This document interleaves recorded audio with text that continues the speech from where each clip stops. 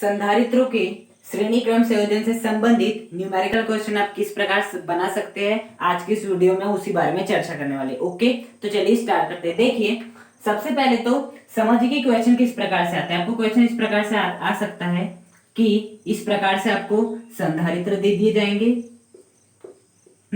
और इनकी आपको धारिता दे दी जाएगी। इसकी जैसे 2 फैरेड दे दी जाएगी, इसकी 3 फैरेड दे दी जाएगी, इसकी 5 फैरेड दे दी जाएगी। तो यहाँ सबसे पहले आपको पहचानना है कि यहाँ पर ये श्रेणी क्रम संयोजन है या समांतर क्रम संयोजन है। अब श्रेणी क्रम संयोजन है, समांतर क्रम संयोजन है, कैसे पहचान पाएंगे? देखिए, इसकी खासियत होती है कि इसमें पहले संधारित्र की जो दूसरी प्लेट होती है वो दूसरे संधारित्र की जो पहली प्लेट होती है उससे क्या होती है, जुड़ी होती है, और जो दूसरे संधारित्र की दूसरी प्लेट होती है वो तीसरे संधारित्र की पहली प्लेट से जुड़ी रहती है।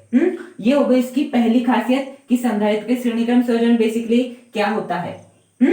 तो ये क्या है, अभी श्रेणी क्रम संयोजन में है, तो श्रेणी क्रम संयोजन में का जो हमारा फॉर्मूला होता है धारिता का वो कितना होता है, 1/C तुल्य इज इक्वल टू 1/C1 धन 1/C2 धन 1/C3।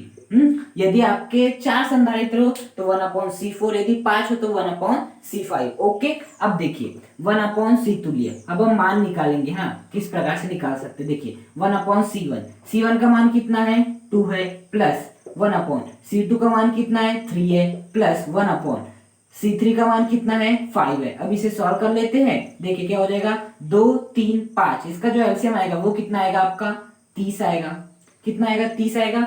अब 2 का भाग दो 30 में तो आएगा 15, 15 का गुणा 1 से करो तो आएगा 15, प्लस 3 का भाग दो 30 में आएगा 10, 10 का गुणा 1 में करो तो कितना आएगा आपका 10 ही आएगा, प्लस 5 का भाग दो 30 में 6 बचेगा, 6 का गुणा कर दो 1 में तो 6 बचेगा, तो फाइनली कितना हो जाएगा 15 प्लस 10 25, 6 31, तो 31 बटा कितना आ गया आपका 30 आ गया। तो ये किसकी 31 बटा 30, ये आपकी तुल्य धारिता नहीं है, ये है आपकी 1/C तुल्य धारिता है। 1 तुल्य धारिता, देखिए इस प्रकार है ना, 1/C तुल्य इज इक्वल टू कितना आ रहा है हमारा 31 बटे 30 आ रहा है। तो ये हमें C तुल्य का मान नहीं दे रखा है, ये हमें किसका मान दे रखा है, 1/C तुल्य का मान दे रखा है। C तुल्य का मान निकालने के लिए हम क्या कर देंगे, इन दोनों को पलट देंगे, तो क्या हो जाएगा आपका C तुल्य इज इक्वल टू, ये भी क्या हो जाएगा, पलट जाएगा तो क्या हो जाएगा 30 बटा 31 हो जाएगा। कितना हो जाएगा, 30 बटा 31। तो बेसिकली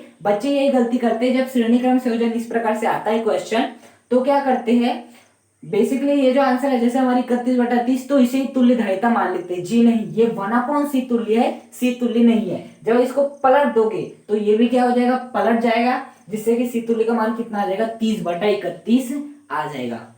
अब देखिए, इस प्रकार से आप संधारित्र के श्रेणी क्रम संयोजन संबंधित कोई भी महत्वपूर्ण प्रश्न को सॉल्व कर सकते हैं। जैसे कि यदि मैं बात करूं आपका इस प्रकार से, ये बताइएगा ये कौन सा क्रम संयोजन है आपका,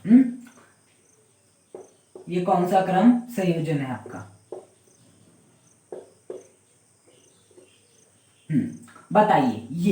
ये जो है आपका, ये आपका श्रेणी क्रम संयोजन है या समांतर क्रम संयोजन है?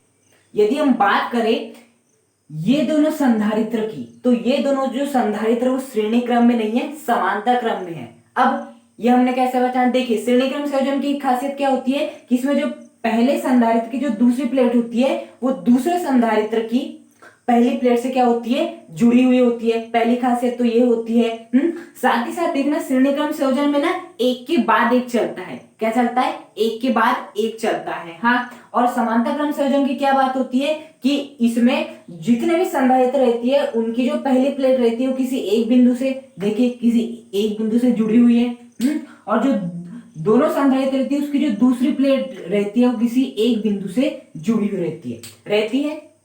तो ये बेसिकली किसमें हो गए, समांतर क्रम संयोजन में हो गए। तो यहाँ पर आप अब ये वाला फॉर्मूला लगा सकते हैं 1/C तुल्य का। यहाँ पर आप किसका लगाएंगे, C तुल्य is equal to C1 plus C2 plus C3। तो देखिए जैसे आप इन दोनों को सॉल्व करोगे C तुल्य का मान निकल जाएगा, तो उसके बाद यहाँ क्या आ जाएगा आपका, यहाँ पर आपका बेसिकली इस प्रकार से एक संधारित्र लग जाएगा जिसकी C तुल्य, जिसका जो C तुल्य है वो हमने किसकी सहायता से निकाला है, समांतर क्रम संयोजन की सहायता से निकाला है।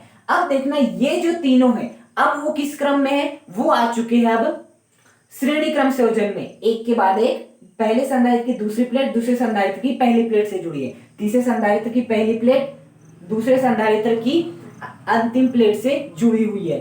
तो ये हो जाएगा आपका श्रेणी क्रम संयोजन। तो बेसिकली श्रेणी क्रम संयोजन और समांतर क्रम संयोजन पहले आपको इसे अच्छे से समझना है। श्रेणी क्रम संयोजन की मैं बता दे रहा हूं कि एक के बाद एक लगे रहेंगे, दूसरी प्लेट पहली प्लेट से, दूसरी प्लेट पहली प्लेट से जुड़ी हुई होगी। ओके, तो आज के वीडियो में हमने संधारित्र के श्रेणी क्रम संयोजन में यदि आपको संधारित्र दिए हुए हैं तो किस प्रकार से हम न्यूमेरिकल क्वेश्चन को सॉल्व करते हैं, किस प्रकार से आपको पहचानना है। नेक्स्ट वीडियो में हम समांतर क्रम संयोजन की बात करेंगे। यदि यह वीडियो आपको पसंद आए तो वीडियो को लाइक करें, चैनल को सब्सक्राइब करें और कमेंट करके मुझे बताइए कि आपको वीडियो कैसा लगा। Thank you.